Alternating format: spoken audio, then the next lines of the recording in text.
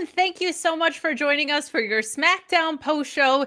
It is July 18th. We are coming down the home stretch to SummerSlam. Get in those super chats, get in those humper chats. FightfulSelect.com has all the scoops you could ever want. So much information went up there this week.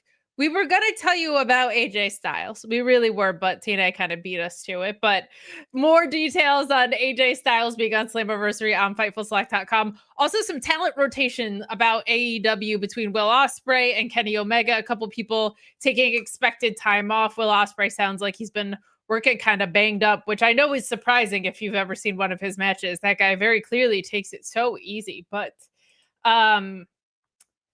before we dive into anything, my soda when you said that, by the way. I'm like, did she just say takes it easy? It's just like always resting on his laurels, that Will Ospreay. But we do have a programming note that Alex is going to be summarily and unprofessionally leaving the SmackDown post show after this week.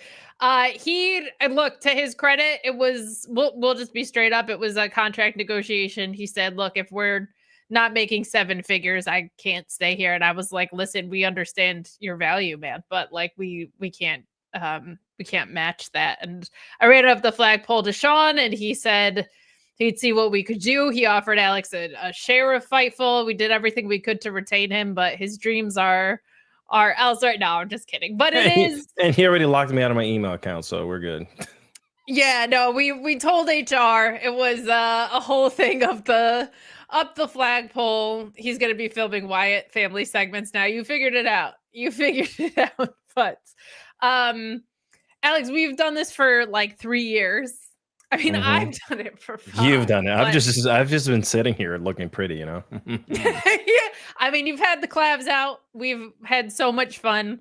I always joke that like when I had you on the first time, I didn't know it was your dark match on Fightful because I didn't know that Sean Ross Sapp was going to Irish goodbye this post show, which he did. He did not tell me he was leaving the SmackDown post show. He was like, Kate seems comfortable in the hosting role. Maybe I'll spend some more time doing other things on my Friday. And I have to do work outside of post shows. I'm always getting those scoops. He just Irish goodbye his way out of here. And Alex was subbing every week. And that's every technically week. 3 years later, I'm still subbing. I know that's technically still the case. This is just Sean is on an incredible streak of needing a sub basically here, but the chat saying it already that you'll be missed around here for sure. We need an LFG to see who's gonna be the next co-host. This has something to do with the Coldplay couple, doesn't it? I mean, it's all coming down the pipeline. I found Cardoza in the arms of another host. He did. Coldplay. I mean, she did. She did. I said, I will fix you. That wasn't the case, but I was also on no crazy lists. Like, I'll leave it at that. Like everyone. Thank God. But Alex, I just want to say I've had so much fun with you, and you are welcome around these parts of Fightful at any point. Like we love having you here. You have such a fun energy to the show, and you've been such a wonderful, reliable host, co-host. Anytime my internet's out, you've just taken over. Plug and fill into this on the weeks I'm off. We've had some fun times too. So I just I've had so much fun, and I thank you for being this very, very, very, very long-term sub for before Sean comes back. For sure. Yeah, I've had nothing but fun. 3 years for me, I was like, I didn't think I was gonna last like 2 days or 2 weeks, I should say. You know, I was just like, cool, yeah. I mean, if you want me to come back, I'll sure as hell come back. But yeah, you know, like first of all, like obviously all the love to you for just, I mean, we've built an incredible bond together. The things that we text will get me canceled for years and years to come. We share stories scandalously. We have written shows for AEW. We have full control of our contracts there. I mean, they pay us, so they do. You know, the bot accounts we created. I mean, everything. It was just great. It's been a great ride. Secondly, and not to make this long, you know, obviously Sean and the whole team, like Joel, everyone. It's just it's like super dope. Like if you ever get the chance to work and do something in this industry, I would say the industry standard would start here, obviously, at Thank you. Fightful, where the no BS filter is always on, and they care about not only the people who are behind the mic, but the workers and everything else that happens in wrestling in general. But yeah, I just felt, and I'll be completely transparent and honest with everyone. I just felt like a little bit, and I told this to Kate for months on end. Unfortunately, and have you guys read my skeets? WWE sometimes just gets a little. I don't. I haven't fallen out of love with wrestling. I just like they've become a little bit of a chore for me. You know, like wrestling, and it's just a lot of stuff there. I would never come to the conclusion that I'm in now if it wasn't for for just the fact that I felt like I was like, okay, maybe this is it. And I'm sure somebody way cooler, better looking with nicer clavicles will show up and make you guys like the best damn Friday nights ever in the whole world. But like I said, I'm still gonna be around. Like if you guys, God forbid, I told Kate anything happens and she needs someone, please just call me up, So, and I'll be, hopefully Kate will have me in her 1 millionth sub channel that she's gonna build wrestling as well.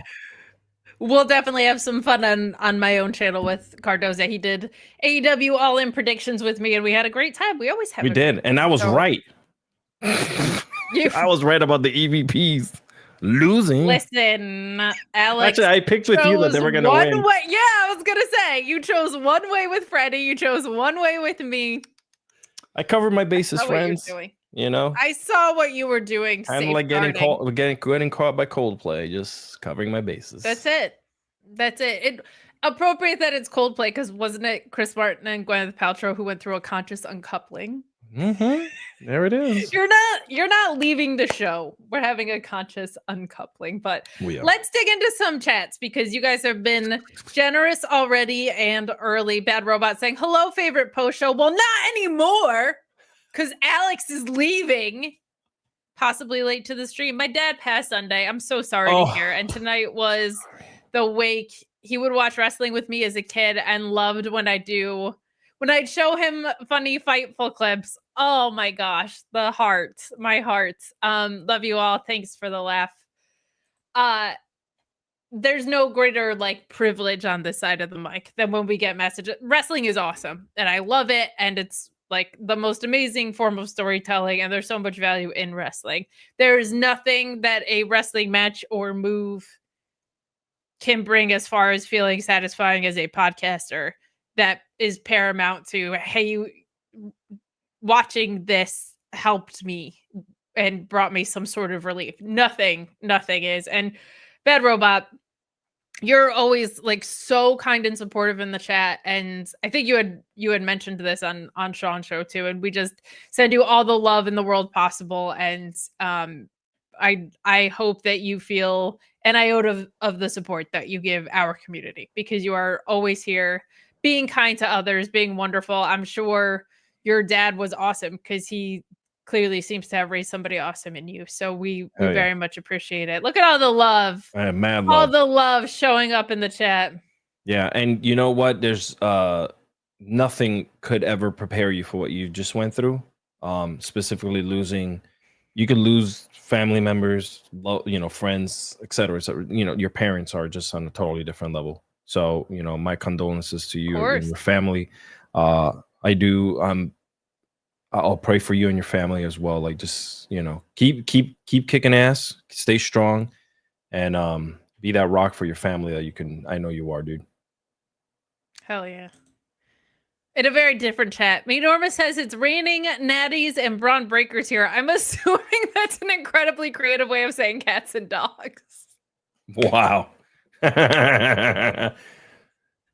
Not safe to crank. Well, we certainly don't want the electricity of the cranking to be in danger here. But hello, SGS and the Bangs and Clavs gang. Y'all are the way of the late show. Doodles, sure, that's right. We are. I just First been they canceled. cancel Colbert. Now, are you moving on? Are you taking over late night with Stephen Colbert? Is that why you're leaving the show? We're in be talks, honest. but nothing settled. Yeah, we still have a whole year to kind of figure things out, me and him, since we're both part of the Writers Guild of America. We're gonna figure out what we can Story do tracks. together. Yeah, you know, we're in talks with our agents, you know. I love it. I love that for you. Honestly, like, what a beautiful next step. Taylor Cannon saying, love you guys, ma'am. I don't know if you're being like very respectful to me or if you meant to say, man, like, love you guys, man. But I will take either the very proper salutation. We'll miss you, Cardoza. Look, we're not going to let him we haven't even signed a separation agreement. Okay. We don't even know if we're going to let him leave his contract. Okay. No, yeah. Best There's going to be a lot of endeavors. people There's a lot of and legal lawyers involved, and you know, I still go to Jersey, and I'm gonna end up in Kate's front door crying in the middle of the night, you know. So yeah, that's probably on the way, and I'm prepared for it, honestly. She is. Cardoza's will be at our orbit, man. Like he will 100%. never be too far away. Tina, who's wonderful, says, hello, sending hugs. Nice building block show. I think Cody is stepping into his heavy is the crown villain after tonight. We're gonna talk to you about that at the we're gonna start our wrestling talk with that actually tonight. That'll be fun. Cardoza, will we get a Goldberg like tell about Fightful on another? Let me tell you something. Week? Let me tell you something. Oh, great retirement speech from Alex Cardoza. Unfortunately, it got cut off. I don't know how that happened. We could never have prepared for such a thing. Great match with Gunther, though, Cardoza. We appreciate it. I hope the chops didn't hurt too bad. And third of all, I just wait. Did I get cut off? I was like, fuck, what happened? You guys missed all of that. I love it. Ben saying, I really hope you find another Alex. You are better with two Kates. I think you're saying that I suck at solo shows. No. But no, there she's will never. Good. I think he means another Alex, like because I have Pulowski and I have you. He's saying like I need the double A connection. Yeah, you do another double. There will never be another Alex, except we have another Alex. But there will never be another Alex Cardoza. No, this. No. We'll keep you guys posted on what the future of that looks like. We probably won't make any permanent decisions until after SummerSlam because that's a couple weeks away. But we have such a great we have a really deep roster here at Fightful. There are amazing creators in this space who we'd also love to give our platform to. So we will let you know. Next week will probably be just me or maybe me and Sean, but we will figure it out. But let's dive into tonight's SmackDown. Enough of my crap. Like seriously, you guys goodbye. First of all, I'm still on, you know, Blue Sky and occasionally crying on Twitter. So like, yeah, you know, we're here. You know what we're actually gonna do? This will be fun. We're going to go early with our NordVPN ad, and I'm not going to undersell them on how great they are to us. Hell yeah, they are. But by the end of the ad, I want you guys to tell me, do you want to talk about the opening angle of the car crash first, or do you want to talk about the main event first? It doesn't have to be a super chat, just a regular chat, but I want to know what you guys want to talk about first. So let me know. But first, we're going to have Sean tell you all about NordVPN, and I'm going to talk up how they're, oh my God, so great. After. If you're a wrestling fan and you're frustrated with all the services you need to watch all the different wrestling shows, Fightful has your solution with NordVPN.com/Fightful. Change your virtual location with just one click, and you'll be able to watch Raw, SmackDown, NXT, and PLEs on one Netflix account. You'll also be able to get a lot of pay-per-views at a much more affordable price than you do here in the United States. This is a must-have for wrestling fans. That way you don't have to have 7 different accounts to watch all of the shows that you want to watch. In addition to that, they have a great 30-day money-back guarantee and an incredible deal right now going on. But that's far from it. You can protect yourself on their VPN service, the fastest in the world, shield your data from snoops and criminals, protect yourselves on public Wi-Fi, and it's available on all your devices and operating systems. NordVPN.com/Fightful. Well, my chat experience experiment didn't really go well because it was a 50-50 heat as I was. I'll be the tiebreaker. Let's start with Cody. We're going to start with Cody. All right. We have this chat saying, I blame CBS Paramount for Alexis leaving. I do too, honestly. They canceled the Colbert Report. Or not the Colbert Report. That was him on Comedy Central. Late Night with Stephen Colbert. And suspiciously, Alex is like, oh, I think this is my last week. It's crazy because I'll be honest with you guys, it took me like last week. I wrote something to Kate that was along the lines of what was happening today.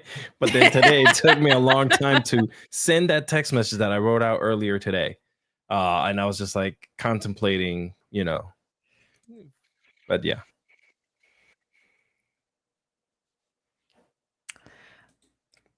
I love this. My first SGS adjacent super chat goes out to Cardoza. Hopefully Kate's next Alex is established and not the way of the Andrade Fenix team, which is great, but also thrown together because Hispanic.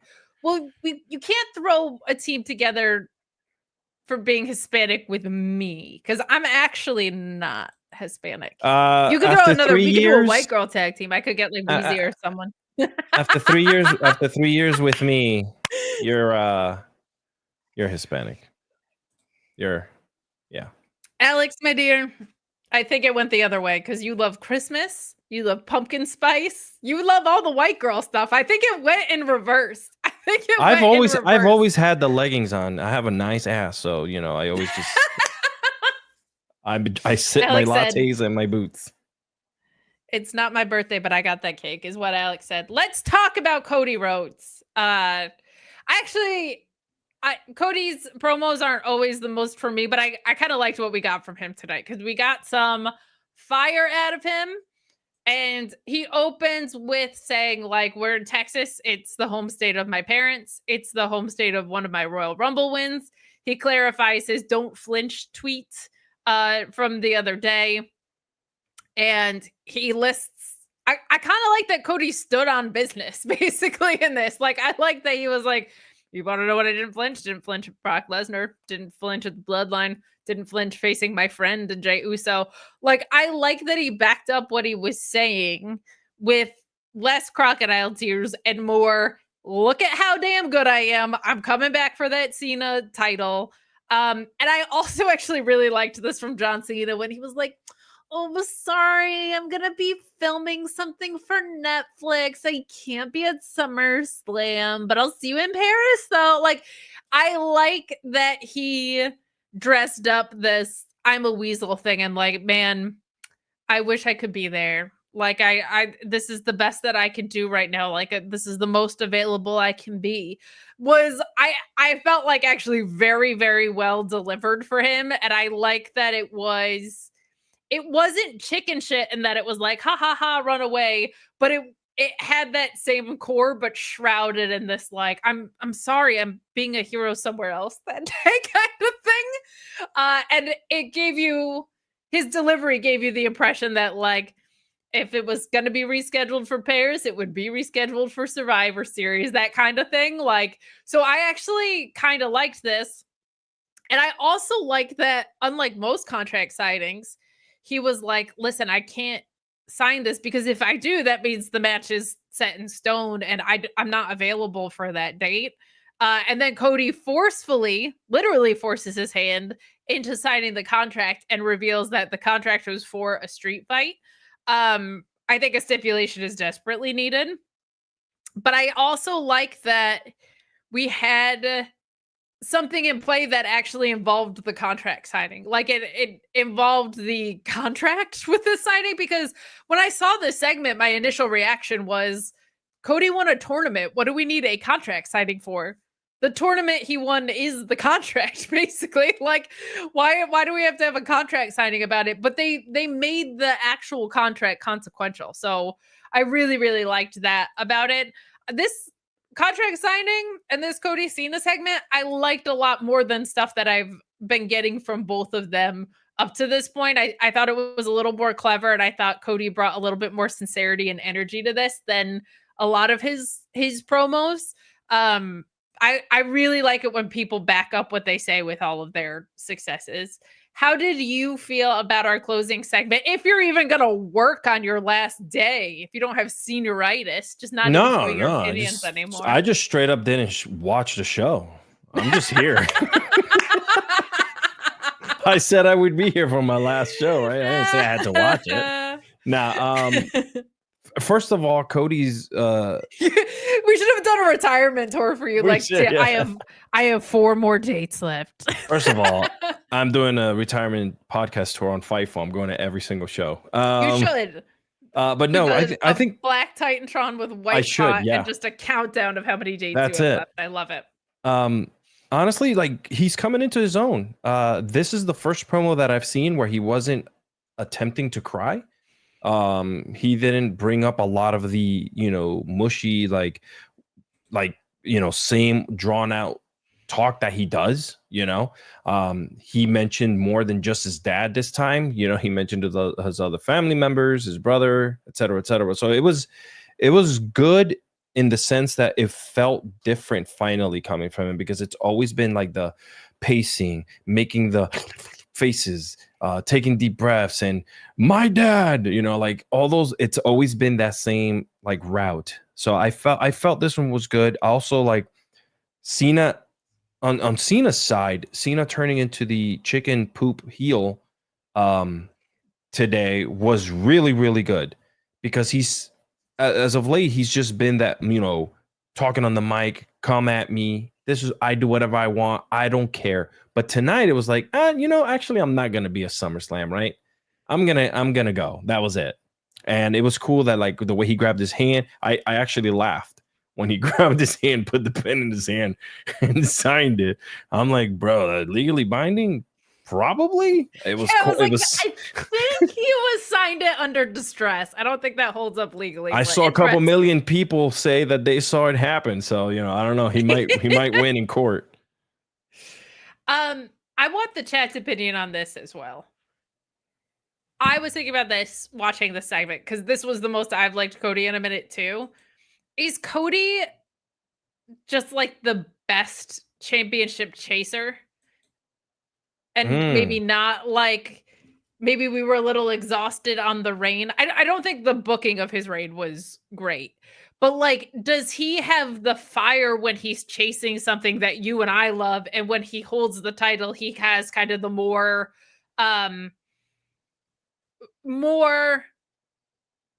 specific archetype of being the suit wearing, clean cut superhero, can overcome anything, inspired by his parents, like I guess the more typical thing. But when he's chasing, is it like because he's got something to sink his teeth into a little bit more, we get a little bit more fire? I was thinking about that. Let me know in the chat. But Cardozo, I want to know your thoughts on that. 100%. For some reason, he's this is nothing on him, but he's pretty vanilla when he's a champion, right? Like, I will defend this.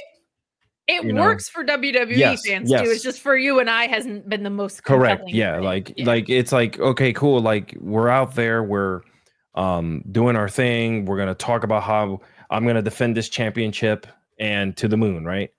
But when he's chasing it, we've seen him turn something up. Something different happens, right? Like, he's angry, he's anxious, he's looking for ways to get it back at you for taking that title and for trying to play games with him, like trying to leave the ring and not do these matches. I mean, the dude has 10 matches left. Cena does, right? 11 more dates. Like, it's crazy. I think like 12 or 13 more appearances, but 2 of them have been announced for just like regular TVs. One is in Massachusetts in September, so we'll see. But yeah, it's crazy that he's now at the point. I was thinking about this the other day too. He's at the point where he now has had more title reigns than he does appearances left on his WWE career. Assuming this isn't That's like, crazy. Ha ha ha, I said I was retiring as a heel and I'm not actually retiring, but I think he's legit. One last thing I want to say, like, I'm a huge historian of pro wrestling. I love it. I've been watching it since the 80s with my grandfather. It's crazy to me when I think about him and what he's doing now. It was like the beginning and like almost like, like that rise of NWO for like Hogan back in the day. Like, they're almost like, when you look at the age comparison, I think they're almost like the same age. Like, he's ending his career right? He became a heel, and I start thinking, wow, you know, Hulk became a heel almost at the same age and had this insane run. God, I wish Cena would have done something like this. And I know it's hard to say because Cena even looks bad when he's like, people catch him on the street walking. Like you can tell he's huddled over. You know, his body's taking a lot of hits. So, but it's crazy. I mean, the Hulkster wasn't looking great at the end there. He was not at all. He was like completely a mess. But when you think back at that time, like he was just for another 5-6 years. You're right about that. And I honestly, like Sean has talked about this, and I kind of suspected this too. Like it really feels like the Rock angle just left this heel turn for dead, which is really unfair to him in a sense, because it's like we haven't seen Travis Scott. The reports from not us, like other people have reported that Travis Scott like just didn't really take to it and kind of bailed on everything. The Rock hasn't been around since. Like, so it does feel like all of that kind of gotta. And the chat's agreeing with us here. Great chaser, exhausting winner. Some people saying too, like his championship reign wasn't really booked to the gills. That too, which definitely doesn't help. We got Tim McVell saying bangs and clams forever. Alex, you can't get rid of us this easy. Once you join the SGS, you are SGF for life. Thank you for being a voice of Latin wrestlers and an ally for all other voices. We need more Alexes in our life. Well, we've got 2 here. One of them's leaving, but we do have another Alex at least. But I think what you're saying is we need more people like Cardoza in this space, and I couldn't agree more. I've had so much fun the past 3 years, and like a lot of it's really important at Fightful, and I feel confident in saying this, that from the top, Sean cares much more that you're like a good human being first. That even on Sour Graps, like we're called Sour Graps. We don't personally attack wrestlers. We don't do things like that. And more than the most brilliant wrestling analysis in the world, that is a priority of Sean and Jimmy Van. I feel comfortable saying that. And I feel comfortable saying, though I've never been explicitly told this, I would say that's a value of Fightful, and that being a decent human being comes above wrestling, because it's wrestling. It's wrestling. It's just not more important than having integrity, right? So, and you guys knows where I've stood ground on things, you know, like I've made it. I've made it in the last 2 years. There's certain shows I don't watch. There's certain things I say about Latinos in wrestling, not just WWE, everywhere. But even from the perspective of like the way that you move in the space, you're not here to personally attack wrestlers. You're not here to do anything but talk about stories and matches and have a good time with it. And even in times when we haven't been a fan of something, you're not someone who brings ill intent or viciousness or any of that. And so it made it really easy for you to be someone that we brought on board here. And I look forward to seeing that continue from you and whatever you choose to do next, because that is so much more important than. I mean, by God, I mean, I got friends that work in both companies, number one. And my best friend whose wedding I was in, you know, is still working there. Like, this just, I would never turn around. Like, yes, on, you know, Twitter and in Blue Sky, I put my feelings on what is happening as a broad, but I never say XYZ wrestler. It's never that. It's not that serious. I put this guy over and he goes calling women broads. Can you believe it? No, just kidding. No, oh my God, never. You said actually, broad. Kate, I was just kidding. First of all, for everyone here, if you guys go watch us since 2022, I've never, every time I say like, man, the girls did, I mean, I'm sorry, the women did great. I've always corrected myself. I've always been super respectful. And I still forever love Isla Dawn. We may continue. Course, as you should. There might be an interview with Miss Isla Dawn coming out at Fightful with Corey Brennan. Just saying. But I always appreciated that about you, correcting when you say girls and calling them women. But to me, I'm always like, people always say like the boys. You know what I mean? So I know, never but took offense to I it. give these, I got daughters I and appreciate it a though. mom and I stuff. get it. I get it. This isn't a super chat, but it's a compliment to me. So go ahead. Alexis, if you had to put Kate over in one sentence, what would you say? Oh my goodness. The most phenomenal, extraordinary, smart, talented, unique person in this space that I completely, totally respect as my peer and someone who knows her crap when it comes to people trying to dig at her online and will forever hold that title in my heart and in my brain. The thing is, Alex, you started by saying phenomenal, and then you I followed know. up with a bunch of wonderful You see what I did there, though? adjectives. I know, and I feel like that means I'm better than AJ Styles. Like, what It other is. conclusion am I supposed to draw other than I'm better than AJ Styles? He gives the And best hugs. Like, I mean, no, they don't want. Okay, I pride myself on being a good hugger. Bailey could never, but the fact that you're like yeah. 7'8" I am 7'8" is what it makes the hug. She hugs my knees. We got a chat that says doing a street fight after Texas death is hilarious. Here's my thing. We're gonna talk about a steel cage match that got set up later. And I think that match needs it because one guy has people that would interfere on the outside and one guy doesn't. And this match desperately needed a stipulation. So I have no problem with them making a street fight. Like this needed a step on it. Shall we talk about the car crash, Alex? Yeah, dude. God. I mean, that was intense. I from here almost called 911.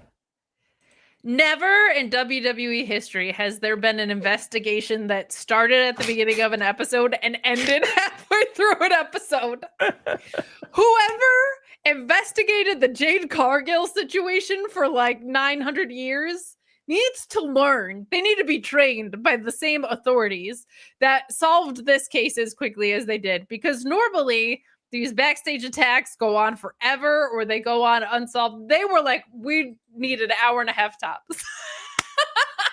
I know podcasters that are going to start doing, these type of, what do you call it? Murder mysteries and true crimes, specifically on just WWE stuff. That's actually a very fun idea. You should do that as content that you create outside of Fightful because you're abandoning us. But basically what happens, we start the episode with a car crash that Solo Sakoa and his entire crew are in. And Kathy Kelly, like damn professional, is on the scene immediately. Okay. She's out there with her microphone. Sean Ross Sapp could never. I'm sorry. He's the best scoopster in wrestling media. He's got nothing on Kathy Kelly in this instance. He could never. But I love this.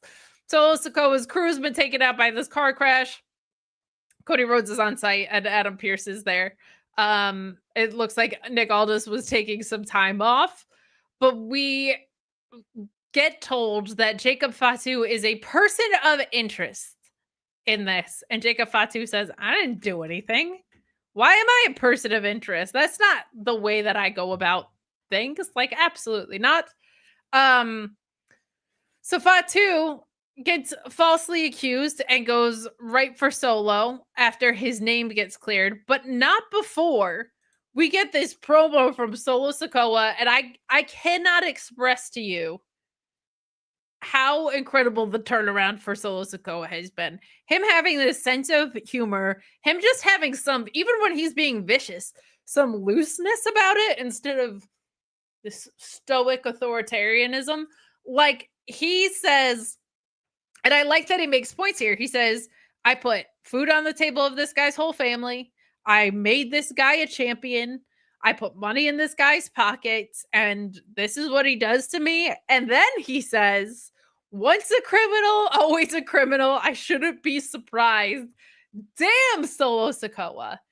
But we find out that Jacob Fatu's name has been cleared, Alex, and that it seems as though Solo Sakoa was trying to frame him all along because Solo Sakoa gets arrested after Jacob Fatu beats his ass.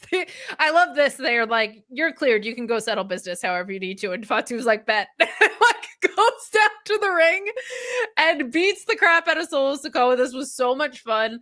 And then Solo Sakoa gets arrested, but not before he's told that he's going to have to defend his title against Jacob Fatu in a steel cage. I'm sure enhancement talent police officer that was arresting him made the most amazing face as he was arresting him, and Solo Sakoa is just cannot believe that the tables have turned on this. I actually, as far as these really corny segments go, I kind of liked this. I think because I was like, oh god, this is gonna go on past SummerSlam. It was like, no, we solved this crime. I feel like anytime Jacob Fatu is just there to kick ass, like casually, I feel like it's great. And I cannot stress enough how great this newer evolution of Solo Sakoa has been as he stepped into this role. I love what he's doing. This was incredibly cheesy wrestling entertainment, but to quote the great Cresta Star, I was sports entertained by this. I didn't hate it. If you did, I completely understand. But I think because it got resolved halfway through the show, I was like, okay, no, this kind of rules because this did not go on for 8 years. I enjoyed it. I was you did? Okay. And I'll tell you why. Like, you know, because it's your last show. It's I had to say something positive. I got paid. No, I'm just kidding.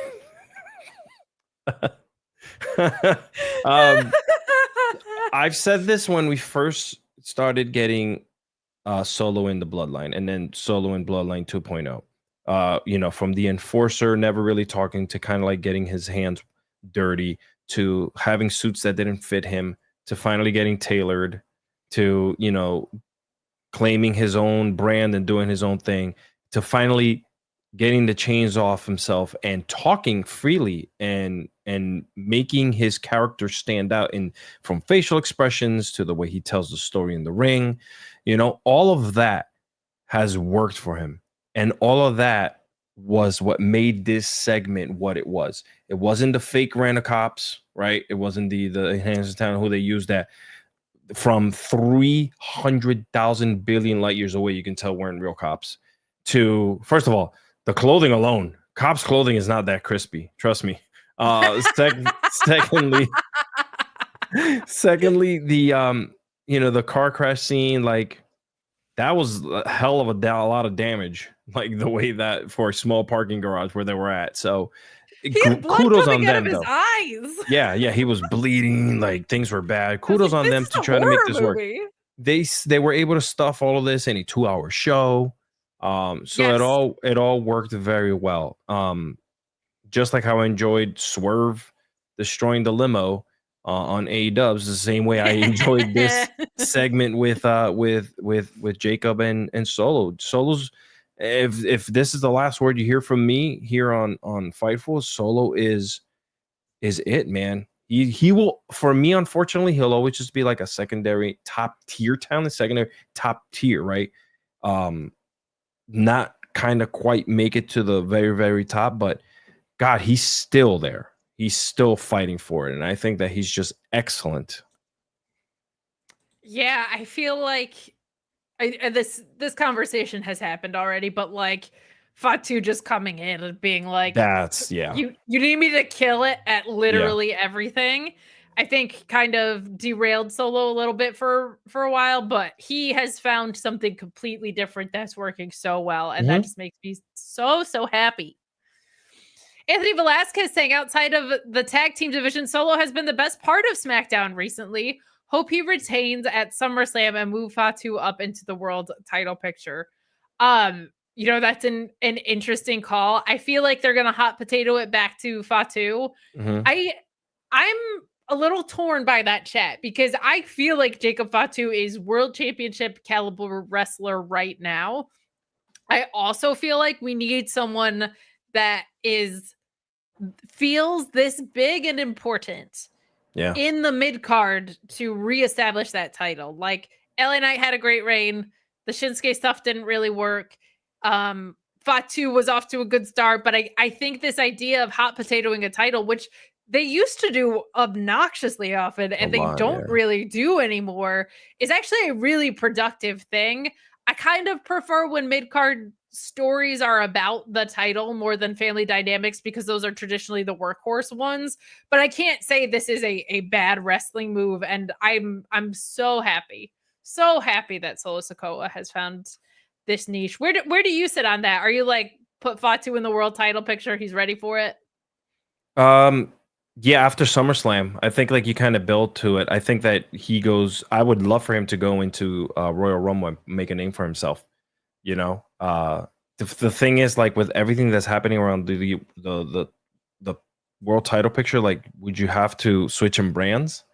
You know, because right now, like this Cody storyline is pretty super tight right now. I believe that I don't have sources, but I do think whatever they're doing with this title that Cody is chasing right now, it's probably locked up already up until the day Monday of after WrestleMania. So I think if they were to elevate him, you would have to send a Jacob Fatu after like a Gunther or something, you know, which would be great because he's right. So like eventually they're gonna open up the portal or whatever it is that they do now, the draft again. And I think that if you were to put Fatu on Raw, you know, let him do his thing, man. The portal draft superstar shakeup that ends up never making anything. Is that not what we're still calling it? No. Like the Doctor Strange portal from Marvel.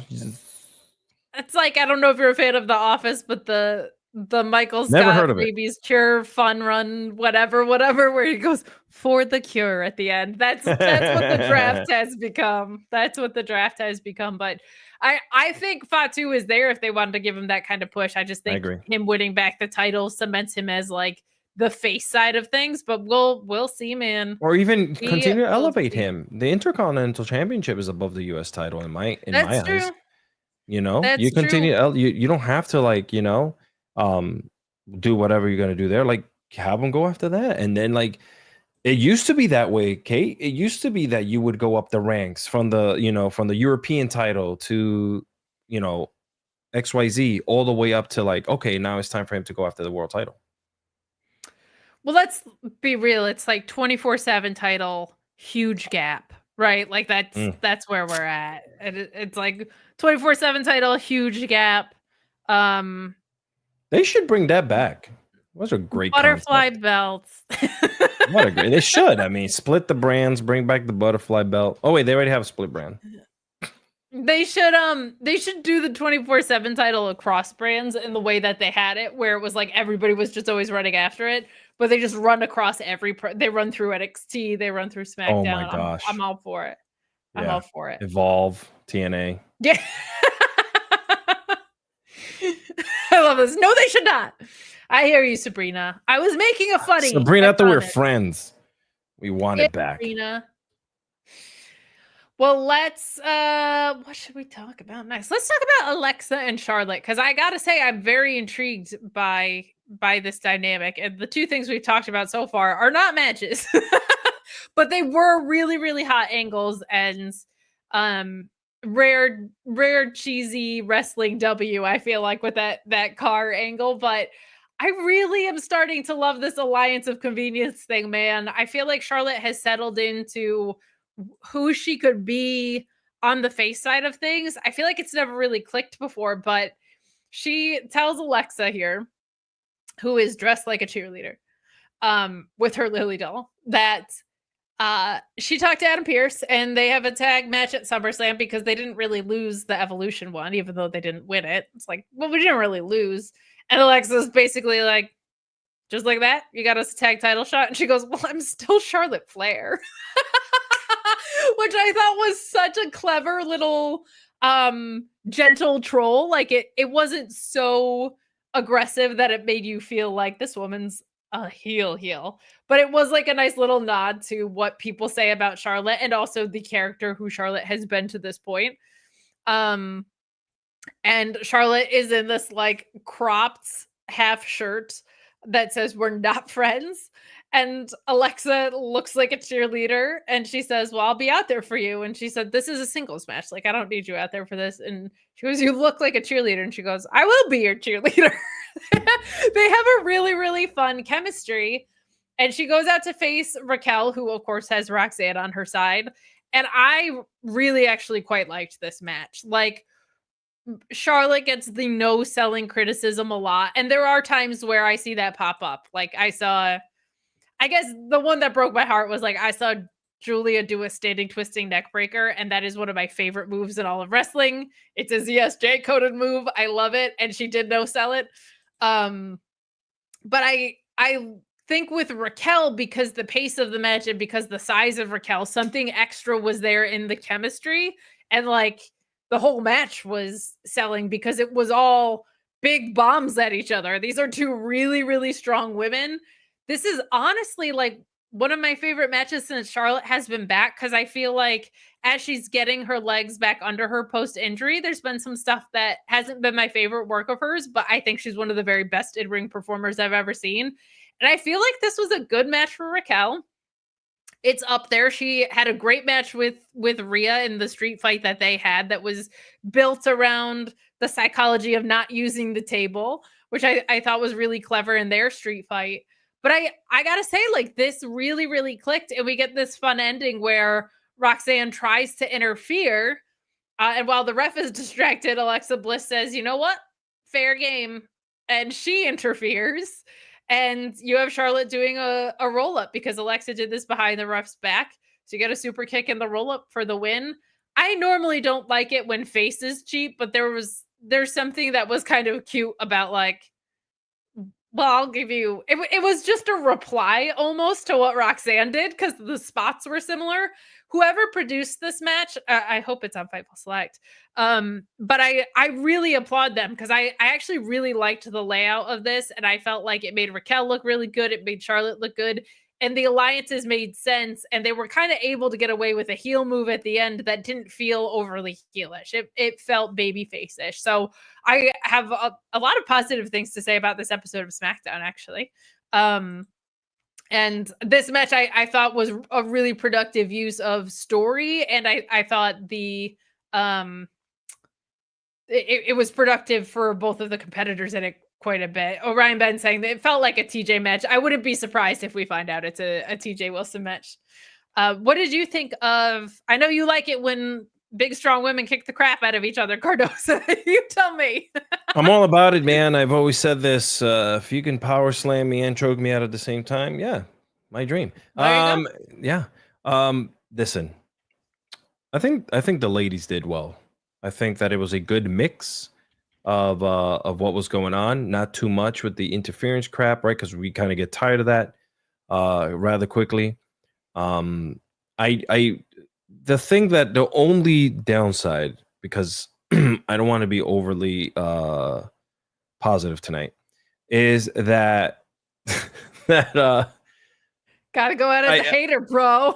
I gotta go out as a hater. Charlotte always just seems forced as a face for sure, especially. They're trying to do the little half heart and let me give you a hug, and it's just not for me. It's not for me. Isn't that part of the story, though? She's like being dragged into this friendship, kicking and screaming is kind of a part of it, though, right? I don't know, because even Alexa's not even playing that card right now. She's like, all right, cool. Kind of like, that's fair. You know, like when she was trying to do the heart, she was like looking at her like, why are you trying to heart me? You know, and then she finally like kind of did it, but pushed her hand away. Right? Like, all right, cool, I'll do it, but shut the F up already. Right? Like, like she's the cool kid and, you know, they're trying to be friends, but it is a big sister, little sister vibe. Yeah. Sure. I think for me, it's always just, for me, whenever I see Charlotte on screen, for anytime that I see Charlotte, like, do something positive, I'm always waiting for the other shoe to drop when it comes to her. I understand. You know, unfortunately, that's the character that they have built in 10 plus years.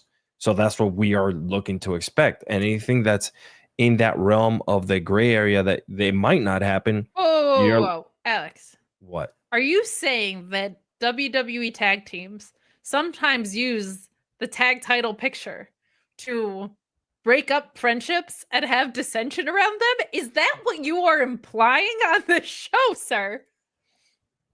No. Okay, phew. Never.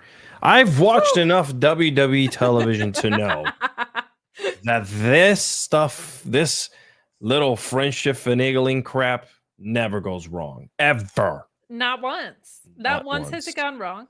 Together. I will say, watching WWE Evolution, Hot Tag Charlotte is really fun. It was really fun to see Hot Tag Charlotte. And what we haven't seen with Charlotte, she's been singles titled to death. Like, that's why people say that they're sick of it, I think. It's because she's always booked like a top star because she's one of the best wrestlers in the world. But we haven't seen her in a tag picture. And we've seen Bayley in several tag programs. We've seen Becky in several tag programs. I actually think this is like a great use of her and the stage of her career that she's at, because I think that division needs so much help. But I think this alliance is working for me. Yeah, I mean, it'll eventually pay off, I think. 100%. I hope so. Yeah. I hope so. And if it doesn't, you'll remember good old hater Alex talking crap on his last Friday night. His last night at Fightful. Well, we told you about NordVPN before, and we told you a little bit about Fightful Select, but there are some stories that I did want to run down for you guys.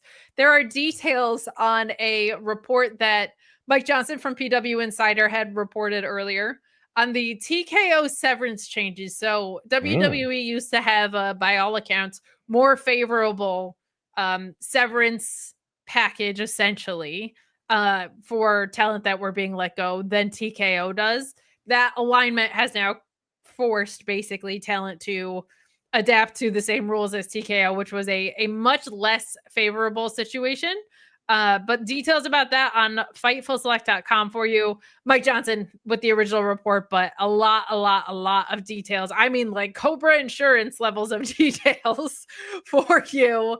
This doesn't only affect talent too. This is also some employees of the TKO WWE situation. There's also a Seth Rollins update as much as we can. Things are pretty cloudy.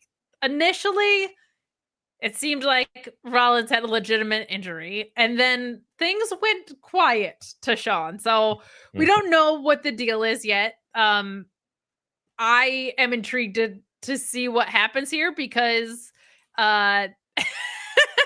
Sean said that it might be a Machiavellian situation here. I'm intrigued if he actually came down on his knee really bad, and then they found out that the injury wasn't as severe as it was, and now they're like, well, people think you're going to be out. Let's surprise the world at SummerSlam, right? But people went silent on it, so we don't have a full clear picture right now. But what we do know, and what Sean's experience reporting on this has been so far, is up on FightfulSelect.com for you. We do have our Isla Dawn interview posted early for you, Mr. Cardoza. It's my early Christmas birthday gift. I mean, I'm with it, man. Just give me that's all what's up. Content. And of course, AJ Styles being at Slammiversary, we had some information on that before they had confirmed it. So some more details there for you, as well as the things I mentioned about some talent rotation, some features that we always have up there, Ask Rhapsody, Select Answers. We had a Q&A earlier in the week, so check those out on FightfulSelect.com. Let's keep on rocking and rolling through this episode. I like the Charlotte Flair and Alexa Bliss team. This has been fun, but let's move to what should we talk about next? Seems like the show was okay, so not a lot of bad things. Let's talk about the four-way tag. Let's talk about the four-way tag. We do have a really creepy White 6 vignette that airs. Yeah. I'm so happy to see Nikki Cross back in this because I've been saying, like, I really miss like she felt like the breakout of that faction, and then it felt like maybe she'll tag with Alexa, maybe she'll do nothing, and she was finally like back as an on-screen presence. But this is creepy as hell, man, creepy as hell. But we do have them, like, the whole tag division is on notice with these guys having the titles, but we have DIY versus Motor City Machine Guns versus Fraxiom versus Andrade and Rey Fenix, who get the win here. Fraxiom showing out in this, and the Guns were kind of like, I know they're still young, as you like to point out, but they just didn't feel like, I feel like everybody had their moments here. Like DIY is one of the very best tag teams in the world at the specific tag team criteria of making everything in a match make sense. And Motor City Machine Guns is that way too. But I feel like DIY got some more shine in here. I'm really liking this Andrade Ray Fenix pairing. I feel like it's set up for Penta to come and get his brother from Andrade. And if you're gonna sign me up for Andrade and Penta matches like 7 days a week, twice on Sundays, like I'm in on that. Fraxiom getting to look as special as they are, I feel like was necessary. I thought this match was super, super fun. I'm pleasantly surprised that Andrade and Ray Fenix won it. I love tag team wrestling when they just let people wrestle. I wish the Raw tag team division felt an iota as cool and important as the one on SmackDown was. But we had said, and I mentioned this last week, like we were worried about what this was going to do to the decrease of women's wrestling on the show. Not a ton of women's wrestling from a time perspective, but we did have 2 women's matches and we did have our tag match. So I think they are being aware about that. I think they are being aware about that, which is an encouraging sign to see. Tag match was great. I thought. What did you think though? Yeah, I thought it was good. Good to see them continue to push the Latin talent. Obviously, they got they acquired a Latin company, so it's in their best interest to kind of like push these talent here and there. Some that are, should be pushed that aren't, but I don't know. You guys know how I feel about that. I've been spewing that for years here. Specifically as of late with the AAA Escobar, yeah. So, Oh yeah, for sure. Yeah. So, I do want to say this. I'm going to leave it at that the match I thought was great. And I echo everything you said. I do hope after today that even though I'm no longer going to be doing this Friday night show, that somehow TKO and WWE find it in their hearts to allow the Motor City Machine Guns to become top tier talent. They have a long road ahead of them. They have a long career ahead of them. And I know that sometimes bringing up young talent. Good. Okay. Bringing up young talent. For sure you were going to say something about Hispanic representation so sincerely. Okay. We know that's not going anywhere, unfortunately. But, at least if that's not going to move, give my boys a chance. I'll buy a shirt. Maybe not. And, we'll just go from there. Sorry. They have a lot of potential. Of potential. I'll say that. They could be great if they let them. And they got years ahead of them, so why not? I think of you every time. Like CM Punk, I think, called Alex Shelley one of the best technical wrestlers he's ever been in the ring with. And they faced each other like in ROH. And every time I see anything about Motor City Machine Guns, I just am I think of you and I am. That's my lasting legacy here. It is. I'll carry it on. Oh, thank you, please. Got this chat that says, oh, look, it's a Carmelo Hayes sighting. Another good match where he generates heat, but is back to catering after tonight. Now, I am maybe foolishly optimistic that this is going to go somewhere because he's been now cemented in this angle and away from the Miz for a minute. And he's working with 2 talent that, especially, no offense to Aleister Black, he's just hasn't been back that long. But like Damian Priest, as far as like, hey, we need someone to elevate this guy, is like got to be a top 3 phone call at this point. Like he is incredible about making stories come to life really vividly in backstages and in the ring. He's held titles. He's worked with top talent. He just got off of this huge feud with Drew. And so I feel like that's a really optimistic sign. And as someone who's been asking for this for like a year with Carmelo at this point, I'm really, really glad to see it. This match was so much fun. Of course it ends in a DQ. Of course Aleister Black comes in and attacks Damian Priest. That infuriates me because I feel like this happens all the time, specifically with Carmelo Hayes. And I feel like it happens all the time in general. And I also feel like the thing with it happening to Carmelo Hayes so much is he's not able to move forward in his career if everything is constantly stunted by these stupid disqualification finishes. And he's so good in the ring that like it always disrupts matches that I genuinely want to be watching because he's a great wrestler. We did get like the bicep flex pose, which I always appreciate a good one of those. So thank you for the strong guy pose because it gave me good meme material. I was like, I was doing live tweeting from the Fightful account today, and I was like, when you opened the jar that your mom couldn't, I was like, yeah. But I thought this match was really, really good. I'm just so sick of these damn DQ endings. I will say this one at least made sense, but like the triple threat, no DQ cop out stuff has gotten exhausting. And I want Carmelo Hayes to have like a feud with a conclusive ending that moves him up the card. That's all I want. Great match though. Intrigued to see where this goes. Where are you at tonight? Yeah, same. I want to see Carmelo Hayes continuing to push it. You know, I don't know when that moment will happen for the big blow over moment that, you know, I mean, you seen Drew McIntyre have it. You know what I'm saying? Like you've seen other certain people just. I don't think we'll ever see LA Knight in our lifetime do it. Unfortunately, at least in Doesn't WWE. feel that way, does it? Yeah. So I'm hoping, like, you know, here's what I think. I think that he's going to have a great whatever years he has left on WWE. And I think when it comes time, he might think, like, you know what, maybe I could be it. Because you see someone like a Swerve Strickland become a giant player, right, elsewhere out there. I think that he has the potential to do that. You don't think so? Like, I feel like they just, I think, here, I'll make it easier for you. I think they'll do it.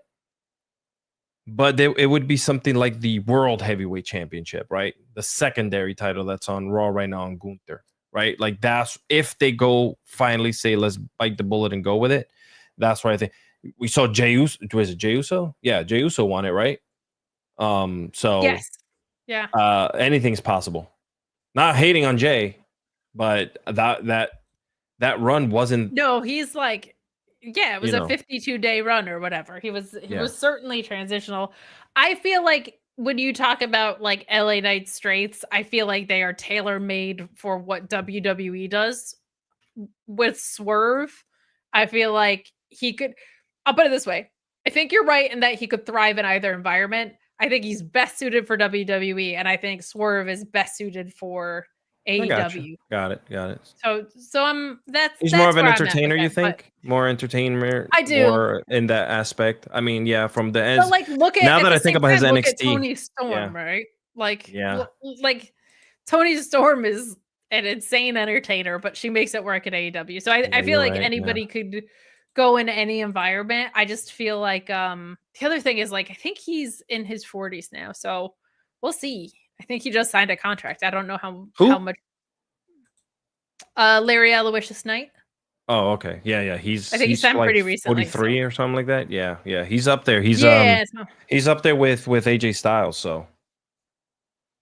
Well, he's going back to Slammiversary, which you can read all about on Fightful.com. Might as well bring Eli Drake over the Slammiversary as well, and just dummy, and just hit the button 1,000 times and.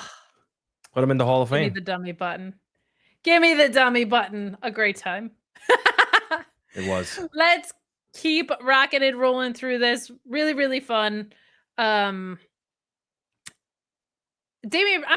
Priest won by DQ. I should be more clear too. Yeah. That the Black Mass attack happened after Black hit a brutal Black Mass on Priest. And Carmelo Hayes was like, I'm out of here. So I just want to be very clear that about what the actual match ending was. But let's close out here with Stephanie Vaquer, who is over like Rober, and Alba Fyre. We got a nice chat about this as well. That said, Alba wanted to go 10 minutes for Steph for collabs, but WWE said no. At least they allowed Mello to show out and gave Alexa her pom-poms back for collabs. Good luck, sir. Good luck, sir, indeed. But this match was too short. But the point of the match was we should bring Stephanie Vaquer around basically. Like, she won the Battle Royal at Evolution. She's extremely connected with the WWE crowd. I wish they would lay off the Devil's Kiss move for the horniness of it all, because she does and her finisher is an insane move. And Wade Barrett being like, I'm gonna study it this weekend, bruv, is like, it's not great. Like, stop doing that. But this match was fine. It just wasn't very long, and Piper Niven attacks her after, which is great. It doesn't feel like we should be headed toward a Stephanie and Chelsea program, but perhaps we are. I liked the reversal of the Swanton and hitting the SVB for the win. Steph also like kind of fought off Piper Niven to stand tall, so that's a good deal there. But she is the real deal, man. Crowd loves her. She's incredible in the ring. Great presence to her. Great look. Like, she's gonna be a star for them for a long time to come. She zipped through NXT, man, less than a year, and she was on the main roster in like, I don't know what, 10 months or something crazy. So, great to see. This match was like, we wanted her on SmackDown pretty much. I don't think this angle is long for the taking here, but how do you feel about Steph getting a title shot at Miss Tiffy time? And how do you feel about tonight's match? Yeah, give it to her. I mean, she's not a rookie. Like, she just didn't come in. I mean, she's been doing this for a long time. Like, she knows her stuff. She, like you said, like, there was no reason for her to be in NXT any longer than what she was already there for. Yeah. Right. So, kind of wasting away. Matt, do you think about it? Your body is like a vehicle. You get in a car, you put miles on it. Eventually things start, falling apart here and there. Your body's the same way. You're taking these bumps, taking these hits, and not being anything other than just a professional here, and someone who loves professional wrestling, and every single person, male and female or whatever, in that ring, right? A female's life expectancy in the ring is always shorter than a male's, right? Like, we don't see females go any longer. So, like, if she decides to one day say, I'm done with this, we want to see the best of her now. Well, she can't do it, right? So, like, why not throw her in a wrestling match? This goes for the male and for the men too, because I know I got herniated disc and a destroyed body. So, like, you don't want things to linger. Like, I would love for her to get her time, do it now, and then if it's like BS matches, after her run and whatever, and then back to being on top, who cares? She did it. She got there, right? And listen, first of all, with Stephanie Vaquer, they got a great example of a great wrestler. She told a great story at Evolution, speaking in English, right? Very hard to do. So mad props for her for even standing in the middle of the ring and speaking to people in not her native language. And yeah, with all due respect, she is very beautiful. So they're going to also make sure that they skyrocket her, because she has a look, just like in Hollywood. Well, when you were talking about the differences between like ring time for men and women or career longevity, Charlotte said the quiet part out loud. She did. Like, she's toward the end of her career as a woman who's closing in on 40, but God, men hitting 40 now are just in their primes. They don't push anybody until you're like 38 years old and above anymore. Yeah, you're right. Yeah. So like for men is it's different. I mean, look at Natty. Natty's later in her career as well. We barely see her except for being used as an enhancement, in WWE, or she's doing something else elsewhere, right? Like, respectfully, obviously, like that just sucks, right? Like, I don't want anyone thinking that. What are we doing with Natalya Hart? Like, honest to God, every time this woman she's doing stuff with Promise Braxton on the indie, she's doing her blood sport matches. Everybody loves this shooter natty thing. This low key legend stuff works, and I see her palling around with Maxine Dupree, getting told by Sheamus that, darn it, he thinks that they should be tag team champions someday. But I think this is the WWE way. Wrestle. They're not. It's yeah, maddening. The last time you saw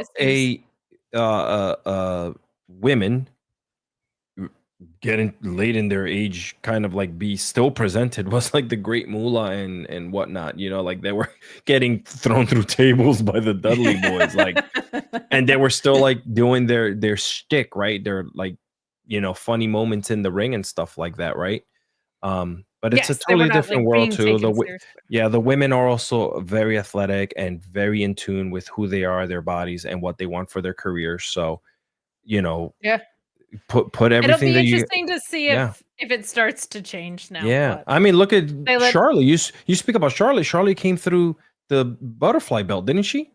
Like they were still. she was the last butterfly belt Yeah. holder. Yeah. They were still doing diva stuff when she first came to the scene. Yeah. That goes to tell you, how far But we've the come. other side of that coin is they released Dakota Kai for being too old, and they view Joe Hendry as a young prospect who is like older than her by I think like 3 or 4 years. But let's get through the rest of these chats because Anthony Velasquez raised a good point.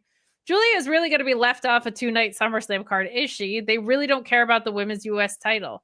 So she was in the background during the Alexa and Charlotte segment. And I just don't know why you created women's mid-card titles if you're going to use them to move tag programs along. But she didn't get to defend at Evolution either. So I hope that they do more with it. But some more chats. Tim McFowell saying, wait, Clavs putting over Motor City Machine Guns. Where am I? And thank you, Clavs. We'll miss you. You deserve a chance rigging out for Alex Cardoza here. I do genuinely love that everybody calls you Clavs instead of like It's all Alex good. I'm Cardoza good with the Clavs, man. It's amazing. It's my brand. It's amazing. It is your brand. Everywhere I go. I told you guys I was in Atlanta doing a show. They wanted their Clavs signed. I did it. That's what it is. Signing babies and Clavs. That's it. I was like, respectfully, please pull your shirt down. That was it. Just walked away. Closed my eyes. I don't know what the hell I was signing, whether it was their cheek or their clav, and I just walked away. That's how respectful I am. Just drawing. Sir, you missed my clav. Well, sorry. Alex, for the last time, for your final ride here at Fightful, where can people find you in your post-Fightful career? Well, after years of being on Fightful, it was, taking a toll on my body. That's all we had time for. Did I just get Goldberged? You got Goldberged! I got Goldberged live. Let's go. You guys just go to my name, alexiscardoza.com. You'll find all of my links in there, all of my projects. There's a ton of stuff that are coming. I can't even begin to tell you guys because I'm waiting for for it to get sent and the ink to get dry on what is coming, and I'll tell Kate about it too, but I don't think I have. But there's a lot of stuff coming my way. And as always, as long as you guys follow me, you'll see absolutely everything that I'm putting out there. And like I said, I'm still gonna show up in Kate's channel. I'll find a way to get there. Trust me. Like, you better not be going to Sports Illustrated Takedown, you son of a. No, I'm just kidding. No. I turned them down. I turned. I'm kidding. The JD guy called me yesterday. I turned him down. Absolutely everyone. I could really go on here and just like go crazy, but I'm not. Would he not give you creative control? Was that the issue? Something about like not liking Hispanics. I don't understand. But anyway, like, I don't know. I was like, dude, never mind. And I just walked away. But yeah, we got some fun stuff. Make sure you listen to Wrestling with Freddie. We're still pumping. We're in our 5th season with that. And I'll still be in the chat. I'll still be doing a bunch of stuff. And last but not least, love you all. Thank you for following me and supporting me for 3 years here. That's crazy. I don't even have anything longer than 2 years in my life. I think my age is the only thing that surpassed that. And then and huge thanks to Sean, the team, anyone that I've done shows with, friggin' Rob, Maggie. They've always had me on their show. I love them too. And obviously you, and I'm still gonna we're still chatting, and it's almost the Burr months, we're gonna be it's almost the Burr months. Come on now, baby, let's go. Hey, all the love and hugs and Clavs loves for all of you. We'll ban Clavs. If you guys see me, we could ban Clavs. I don't know how that sounds, but scissoring is like so yesterday. Yeah, scissor. We don't scissor anymore. Now we bang the Clavs. So that's it. B. Norma said, farewell, Alex, to Clavs Boogaloo. Oh my god. Thank you for making this so fun for the past 3 years of my life, Alex. I appreciate you so much as a person and a friend and a co-host in this. Oh, you're tearing up right now. I'm trying to hold it together, man. Gotcha. Trying to hold it together, but we're not going to let him be too far away. I'm not. Trust me. You'll see me like one day. She'll text me and be like, "Hey, by the way, you want to?" Yeah, duh. You're on, kid. Yeah. Nobody ever really retires in wrestling. We know. No, that. exactly. Yeah. I'm leaving my mic in the middle of the desk right now, but I'm coming your mic back and your boots. I love it. Guys, we thank you so much for the support for the past 3 years of this duo, specifically in support for Fightful in general has been unbelievable. So thank you so much. You deserve a chance breaking out in the chat. We love you guys.